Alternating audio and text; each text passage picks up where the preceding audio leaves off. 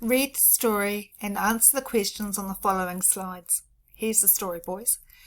There are so many ways to travel. The most common way to travel is probably in some kind of motor vehicle. If you're traveling with your family and you're not going far, you could travel by car. If you want to go somewhere with a lot of people, you could go in a van or a bus. If you need to travel through the water, boats are another form of transportation. You could go on small boats like the Dominion Ferry to go from Wellington to Eastbourne.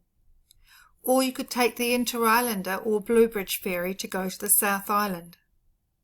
Submarines travel in the water too. They go deep underwater and are usually for people working in the Navy. Airplanes are also a great way to travel.